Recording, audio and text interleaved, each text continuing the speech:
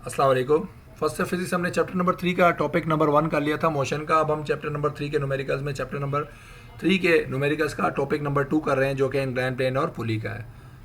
Problem number 3.14 में आपको कहता है अ cyclist is going up a slope of 30 degree. एक साइक्लिस्ट है, यानी साइकिल पे बैठा हुआ एक शख्स है जो 30 डिग्री के एंगल पे ऊपर की तरफ जा रहा है, यानी एक इंक्लाइन प्लेन पे जा रहा है जो 30 डिग्री ऊपर है, और उसकी स्पीड जो थी वो कितनी थी, 3.5 मीटर पर सेकेंड थी। ठीक है, तो यहाँ आपको क्या कह रहा है, सबसे पहले आपको जो बता रहा है कि एंगल जो है 30 डिग्री है, तो थीटा लिख दिया। स्पीड जो थी, इनिशियल स्पीड वो कितनी थी, 3.5 मीटर पर सेकेंड थी।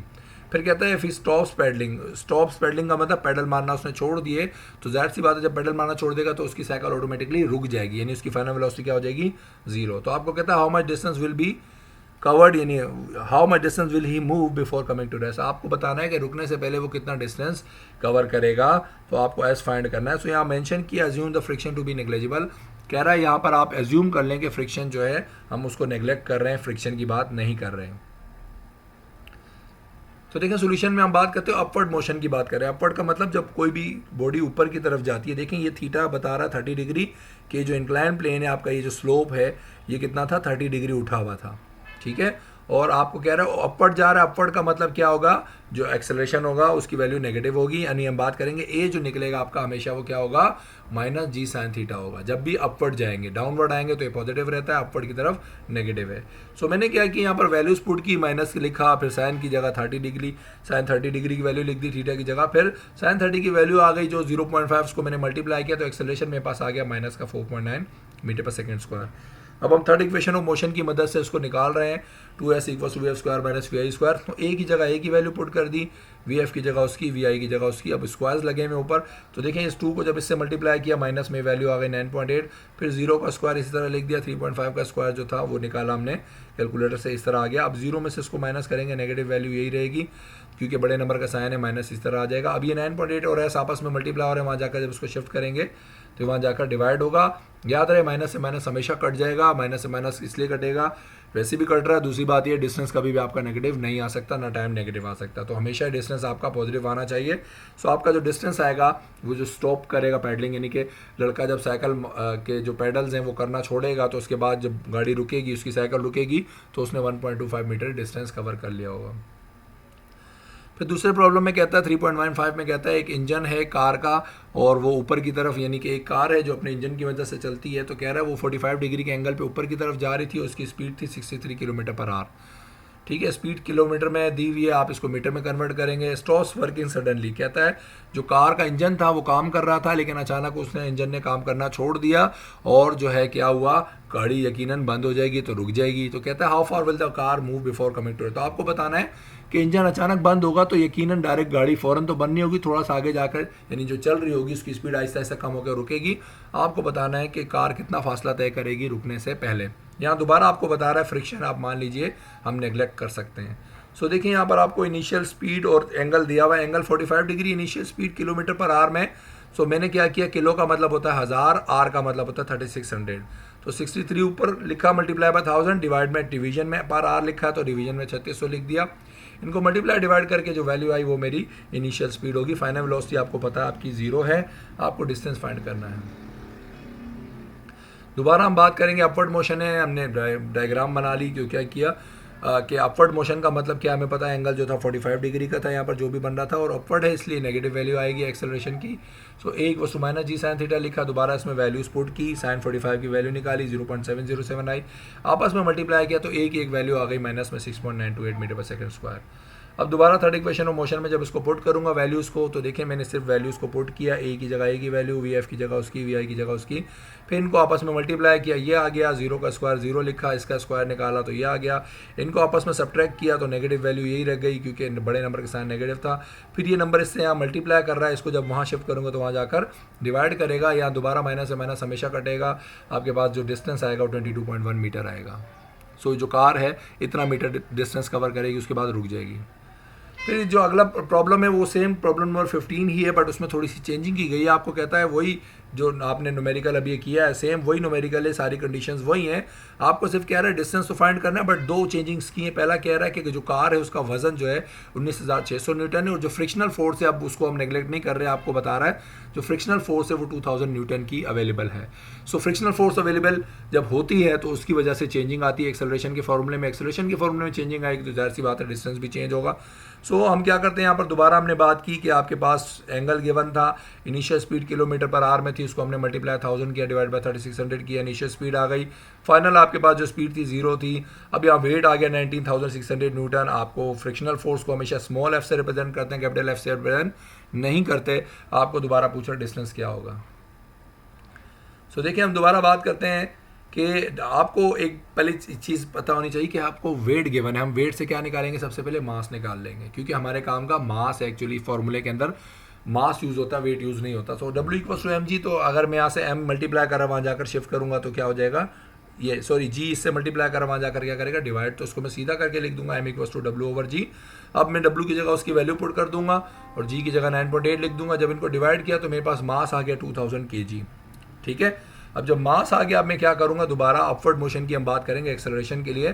सो देखिए ऊपर की तरफ जा रहा है तो इसलिए हम क्या करेंगे, आपको पता है यहाँ पर हम चेंजिंग क्या कर रहे हैं सवाल में, देखिए चेंजिंग ये कर रहे हैं कि अपवर्ड मोशन की बात कर रहा है तो A = -g sin थीटा तो होगा। बट चूंकि अब सवाल में फ्रिक्शन की उसने बात की कि फ्रिक्शन अवेलेबल है, फ्रिक्शन मौजूद है, तो A = -g sin थीटा के साथ साथ फॉर्मूले में -f/m भी आ जाता है। अभी तक जो हमने केसेस पढ़े एक्चुअली फॉर्मूला बेसिकली एक्सेलरेशन का ये होता है, बट चूंकि उसने कहा था फ्रिक्शन अवेलेबल नहीं है तो फ्रिक्शन 0 होता है, तो इसलिए माइनस यानी 0/समथिंग आप 0 आएगा -0, इसीलिए ये जो हिस्सा था वो गायब हो जाता था फ्रिक्शन ना होने की वजह से। बल्कि हमेशा फॉर्मूला यही होगा। अब चूंकि फ्रिक्शन अवेलेबल है इसलिए हम ये वाला फॉर्मूला लगाएंगे। याद रहे असल फॉर्मूला यही होता है एक्सेलरेशन का, लेकिन चूंकि फ्रिक्शन वो कहता है नेग्लेजिबल है इसलिए हम इस पूरे हिस्से को नहीं लिखते, हम सिर्फ लिखते थे A = -g sin थीटा। ठीक है, अब चूंकि फ्रिक्शन अवेलेबल है इसलिए -f/m भी लिखेंगे। अब मैं यहाँ वैल्यूज पुट कर रहा हूँ, -g की जगह उसकी वैल्यू लिखी, sin 45 लिखा, माइनस लिखा। अब इत्तेफाक से देखें फ्रिक्शनल जो फोर्स है आपकी वो आपको गिवन थी 2000, और मास जो हमने निकाला वो भी इत्तेफाक से कितना आ गया 2000। तो हमने क्या किया 2000 को जब 2000 से डिवाइड करेंगे, यहाँ बहुत से बच्चे इस न्यूमेरिकल में गलती करते हैं, इसको 0 कर देते हैं। बेटा 2000 से 2000 डिवाइड होगा तो 1 बच जाएगा, और यहाँ बाहर माइनस लगा हुआ पहले से, सो ये एक्चुअली आपके पास जो नंबर बचेगा माइनस का 1 बचेगा। ठीक है, ये हमने डायग्राम की बात की। ठीक है, डायग्राम में वो अपवर्ड जा रहा है। ठीक है, तो देखिए हमने दोबारा इसकी वैल्यूज़ लिखी, sin 45 लिख दिया, नंबर्स लिख दिया। तो जब मैं इसकी वैल्यूज़ पुट करूँगा -9.8 sin 45 की वैल्यू लिख दी, और ये माइनस लिखा, और यहाँ मैंने बताया इसको जब काटेंगे तो 1 बचेगा, और ये माइनस इस तरह रहा। तो जब आप इसको इससे मल्टीप्लाई कर देंगे तो आपके पास एक नंबर आया -6.928, और ये -1 मत भूलिएगा, बच्चे इसको लिखना भूल जाते हैं, या +1 लिख देते हैं, -1 या 0 कर देते हैं, जिससे वैल्यू सारी गलत होती है। तो ये माइनस का 6.928 और माइनस का 1 है, इनको जब आप आपस में प्लस करेंगे होंगे प्लस ही, बट साइन किसकी आएगी, बड़े नंबर की, क्योंकि दोनों की साइनें सेम है। सो -6.928 एंड -1 कितना हो जाएगा, -7.928। सो देखिए एक्सेलरेशन के अंदर कितनी चेंजिंग आई फॉर्मूला चेंज होने से। जाहिर सी बात है फ्रिक्शन जब मौजूद होगी तो एक्सेलरेशन का फॉर्मूला चेंज होगा, एक्सेलरेशन की वैल्यू चेंज आएगी तो ऑटोमेटिकली डिस्टेंस पे भी असर पड़ेगा। सो देखिए अब हम ये जो हमारे पास एक्सेलरेशन की वैल्यू आई इसको थर्ड इक्वेशन ऑफ मोशन में दोबारा से पुट करेंगे। सो ए की जगह ए की वैल्यू लिख दी, बाकी वैल्यूज़ को पुट किया। अब देखें उसको मल्टीप्लाई किया तो सिंप्लीफाई करने के बाद हमारे पास एक वैल्यू आ गई इस तरीके से। तो ये नंबर यहाँ मल्टीप्लाई करा, वहाँ जाकर दोबारा डिवाइड जब हम करवाएंगे तो हमारे पास माइनस से माइनस कटेगा, जो डिस्टेंस आपके पास बचा वो 19.3 मीटर बचा। देखिए पहले 22.1 मीटर बचा था, अब 2 से 3 मीटर का लगभग आप कह सकते हैं डिफरेंस आया, कम हो गया डिस्टेंस। क्यों? क्योंकि फ्रिक्शन अवेलेबल थी, तो फ्रिक्शन की वजह से मोशन पे असर पड़ता है, तो डिस्टेंस थोड़ा सा कम कवर होगा। फिर प्रॉब्लम 3.9 में कहता है पुली के 2 केसेस हैं अब आपके पास। ये आपको कहता है 2 बॉडीज़ हैं जिनका मास 2 बॉडीज़ हैं ए और बी, और हम क्या कर रहे हैं उन दोनों को हमने एक स्ट्रिंग से बांध दिया है, एक स्ट्रिंग से कनेक्ट करके उसको एक पुली से गुजारा इस तरीके से कि जो दोनों बॉडीज़ हैं दोनों वर्टिकली हैंग कर रही हैं। वर्टिकली का मतलब दोनों हैंग कर रही हैं, ठीक है ना। केस 1 जिसको आप आसान अल्फाज में कहते हैं, कहता है अगर बॉडी ए का मास 4.2 है, आपको बताना है mass of body B which moves down with an acceleration of 0.2। देखा आपको कहता है ए बॉडी का आपको जो मास है वो 4.8 kg दिया है, बी बॉडी का जो मास है आपको फाइंड करना है, यानी जनरली हम बात करते हैं। और आपको कह रहा है जो बी बॉडी है ना वो डाउन की तरफ जा रही है, डाउन का मतलब नीचे की तरफ जा रही है। आपको पता है नीचे वही चीज़ जाती है जिसका वजन ज़्यादा होता है, और अगर बॉडी बी नीचे जा रही है इसका मतलब बॉडी हमेशा ऊपर आ रही होगी। So it means body B का वजन ज़्यादा है, और आपको एक्सेलरेशन गिवन है कितना है 0.2 मीटर पर सेकेंड स्क्वायर। सो देखिए आपने यहाँ सबसे पहले लिख दिया एक्सेलरेशन 0.2 मीटर पर सेकेंड स्क्वायर, फिर आपने m2 लिख दिया, आपके पास m2 कितना है 3.5 kg है, ठीक है। फिर हम यहाँ बात करते हैं कि आपके पास जो ग्रेविटी है वो 9.8 है, m1 आपको फाइंड करना है, ठीक है। अच्छा याद रहे यहाँ पर हमने एक छोटी सी मिस्टेक की है, जो m2 है आपके पास वो 4.8 kg है, हमने यहाँ पर गलती से 3.5 kg लिख दिया है, ठीक है। सो आपको क्या करना है, यहाँ पर हमने क्या करनी है, इसकी करेक्शन करनी है, ठीक है। सो हम यहाँ क्या कर रहे हैं, इसकी बात करते हैं, इसको थोड़ा सा चेंज कर देते हैं,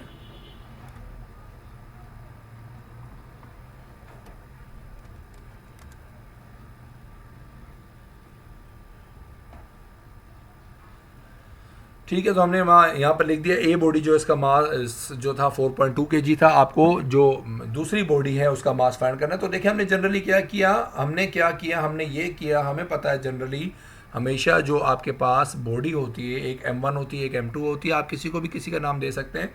सो यहाँ पर हमने बात की कि जो आपके पास एक्सेलरेशन की वैल्यू वो ये है, आपने m2 नाम इसलिए दे दिया 4.8 kg, आपको पता है जो बॉडी B है वो नीचे की तरफ जा रहा है, इसका मतलब उसका मास जो होगा वो बॉडी A से ज़्यादा होगा। सो हम जनरली जो ज़्यादा मास होता है उसको हम जनरली m1 कंसिडर करते हैं। मास ग्रेटर जो मास होता है ना, डेरिवेशन आपने की होगी, उसमें जो बड़ा मास होता है उसको जनरली हम m1 लिखते हैं, और जो छोटा मास होता है उसको m2 लिखते हैं। अब चूंकि उसने बताया है कि जो आपके मास बॉडी A का गिवन था वो क्या था, कम है, क्योंकि बॉडी बी का मास ज़्यादा है, जिसकी वजह से वो क्या कर रहा है, डाउनवर्ड जा रहा है, ठीक है ना। यहाँ आपको बताया ना बॉडी बी क्या कर रही है, नीचे जा रही है, इसका मतलब आपको पता चल गया बॉडी बी का मास ज़्यादा होगा, इसलिए मैंने बॉडी बी को m1 नाम दे दिया। आपकी मर्जी, आप इसको m2 भी नाम दे सकते हैं, कोई फ़र्क नहीं पड़ता, आप किसी को भी m1 m2 ले लें, बट उसमें थोड़ा सा चेंजिंग आपको फॉर्मूले में करनी पड़ती है, ठीक है। सो हमने क्या किया, अब इसको स्टार्ट करते हैं। देखिए आपको ये केस जो हम बात करें, केस नंबर 1 में आपको हम हमेशा देखें क्या करते हैं, हम इस तरीके से डेरिवेशन भी हमने की है कि m1 का मास हमेशा हम क्या मानते हैं, ज़्यादा है, और m2 का मास हमेशा क्या मानते हैं, कम है, क्योंकि m1 डाउनवर्ड आता है, m2 अपवर्ड जाता है। इसलिए हमने यहाँ पर m2 जो है, जो आपके पास बॉडी गिवन थी एक, और एक मास गिवन था और एक नहीं गिवन था, इसलिए हमने इस तरीके से नाम दिया कि जो मास ज़्यादा है उसको हमने नाम दे दिया m1 का, और जो कम है उसको नाम दे दिया m2 का, ठीक है। सो हमने फॉर्मूला लगाया। अब हम बात कर रहे हैं कि हमारे पास जो क्या कहते हैं बॉडी है, जनरली याद रहे केस जो है पुली का, जब भी आपके पास दो बॉडीज़ वर्टिकली हैंग होती हैं, दोनों लटक रही हैं इस तरीके से, तो फॉर्मूला आता है ग्रेटर माइनस लोअर, यानी m1 माइनस m2 दे रही है। मैंने इसलिए किया m1, इसलिए नाम दे दिया बॉडी बी को कि उसका जो एक्चुअली मुझे पता है मास हमेशा क्या होगा, इस केस में ज़्यादा होता है, इसलिए हमने इसका नाम m1 रख दिया। सो हमने यहाँ बात की m1 माइनस m2 और m1 प्लस m2 इंटू जी, ये फॉर्मूला होता है जो बॉडीज जब हैंग वर्टिकली करती हैं। तो देखें एक ही वैल्यू लिख दी, m1 की जगह मैंने m1 लिखा, माइनस m2 की जगह मैंने 4.8 लिख दिया, इस तरह m1 दोबारा इस तरह लिखा, प्लस भी लिखा, और m2 की जगह मैंने दोबारा क्या लिख दिया 4.8, और बाहर ग्रेविटी की वैल्यू 9.8 लिख दी। अब ये जो नंबर यहाँ डिवाइड हो रहा है, इसको वहाँ भेजूंगा तो क्या करेगा, ये देखिए ये नंबर डिवीजन में है, वहाँ जाकर क्या करेगा, मल्टीप्लाई करेगा यहाँ से, और बाकी ये जो नंबर बच गया ये मल्टीप्लाई करेगा इससे 9.8 से, जो इसके बाहर लिखा हुआ है, ठीक है। ये यहाँ लिखा हो, यहाँ लिखा हो, दोनों का मतलब अंडरस्टूड है। ये 9.8 इधर लिखेंगे तो इन दोनों से ऑटोमेटिकली मल्टीप्लाई होगा, इस तरह 0.2 भी इन दोनों से ऑटोमेटिकली सबसे मल्टीप्लाई होगा। तो देखें 0.2 को m1 से मल्टीप्लाई किया, 0.2 m1 आ गया, 0.2 को 4.8 से किया, 0.96 आ गया, फिर 9.8 को m1 से किया, 9.8 m1 आ गया, फिर 9.8 को 4.8 से मल्टीप्लाई करेंगे तो माइनस इसी तरह 47.04 आ गया,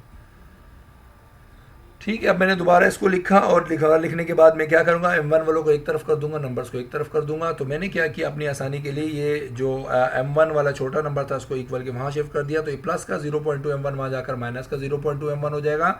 इस तरह माइनस का 47.04 जब वहाँ जाएगा तो ये प्लस का 47.04 हो जाएगा, ठीक है। आपकी मर्जी, आप नंबर्स को उस तरफ भेज दें, m को इधर कर दें, तो उसमें ये चेंजिंग आएगी, माइनस में माइनस वैल्यूज़ आएंगी दोनों तरफ, तो माइनस से माइनस आप एंड में काट देंगे तो भी यही आंसर आएगा। सो देखिए अब मैंने क्या किया, 9.8 m1 में से 0.2 जब माइनस किए तो मेरे पास आपके पास जो एक वैल्यू आई 9.6 m1 आ गई, और इसको जब इसमें प्लस किया तो एक वैल्यू आ गई 48, इसको इसमें प्लस किया या इसको इससे माइनस किया तो ये आ गया।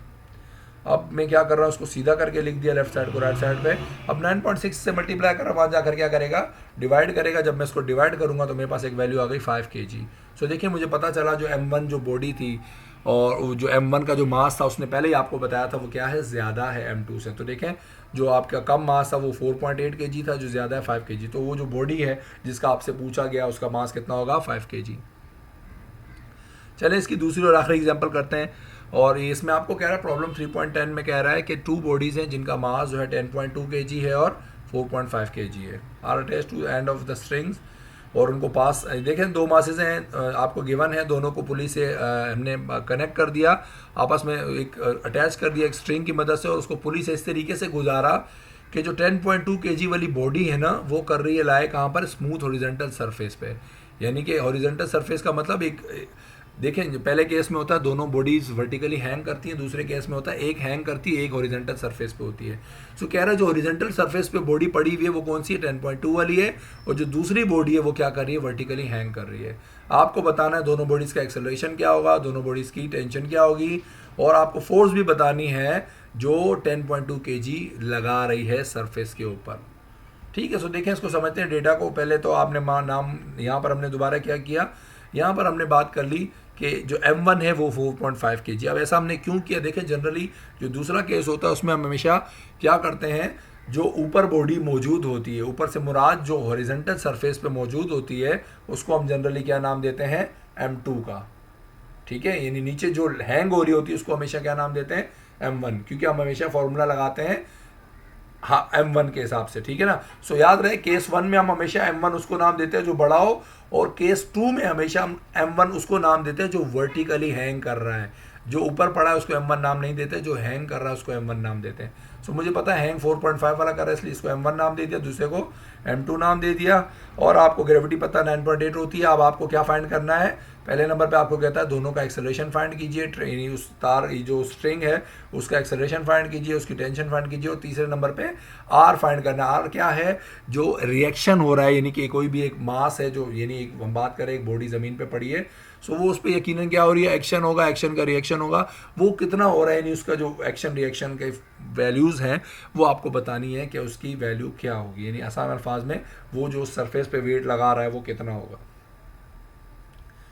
चलिए जी हम बात करते हैं सोल्यूशन में। हम आप बात करते हैं जो केस नंबर 2 है बेसिकली वो इस तरीके का होता है। आपको हमने बताया कि इस तरीके के केस में हम क्या करेंगे, यहाँ पर एक बॉडी होती है और एक यहाँ पर होती है। सो हमने क्या बात की, हमेशा हम जो वर्टिकली हैंग हो रहा होता है उसको हमेशा क्या नाम देते हैं, M1, और जो यहाँ पड़ा होता है उसको नाम क्या देते हैं, M2।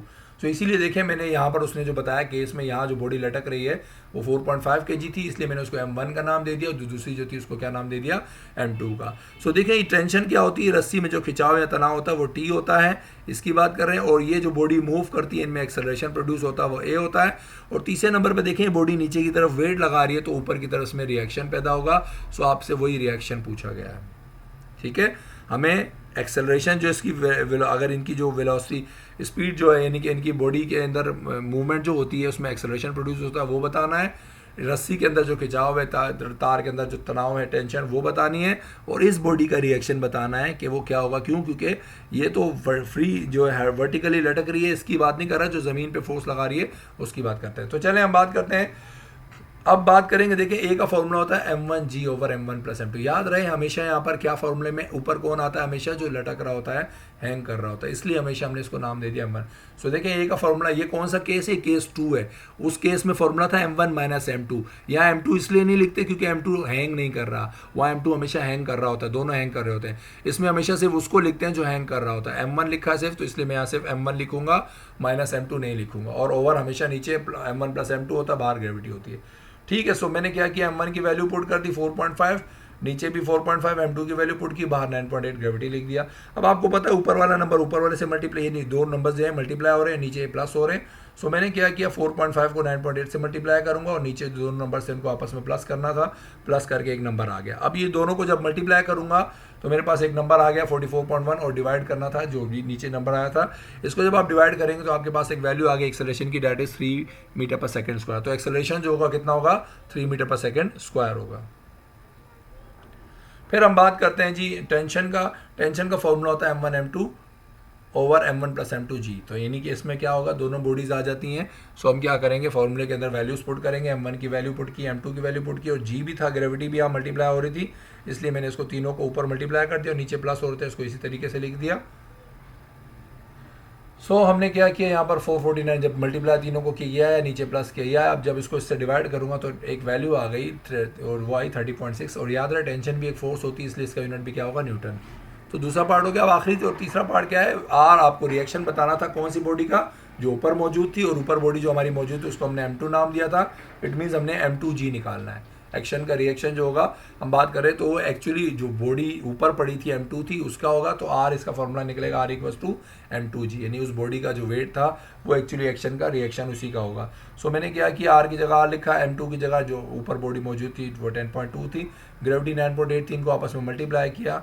सो ये मेरे पास एक्शन का रिएक्शन, याद रहे ये भी आपके पास एक फोर्स होती है इसलिए वेट है या फोर्स है, इसका न्यूटन भी हमेशा क्या आएगा, यूनिट इसका हमेशा आएगा न्यूटन। सो ये उसका जो आर तीसरा पार्ट आपसे पूछा गया था क्या होगा, वो इतने न्यूटन होगा, अराउंड 100 न्यूटन होगा।